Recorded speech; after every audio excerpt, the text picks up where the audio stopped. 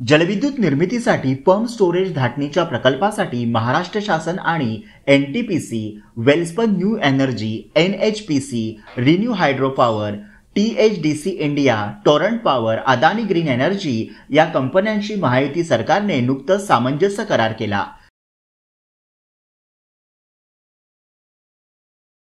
यामध्ये 62,550 इतकी रोजगार निर्मिती होणार आहे।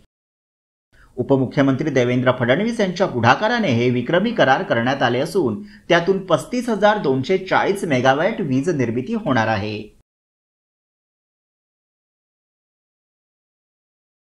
राज्यातील या प्रकल्पांमध्ये सुमारे 1,88,750 कोटी रुपयांची गुंतवणूक तर राज्यात 2030 पर्यंत 50% वीज निर्मिती ही नैसर्गिक ऊर्जा स्रोतांमधून होणार आहे। या करारामुळे शाश्वत वीज निर्मिती आणि अर्थव्यवस्था वाढीस मोठा हातभार लागणार आहे।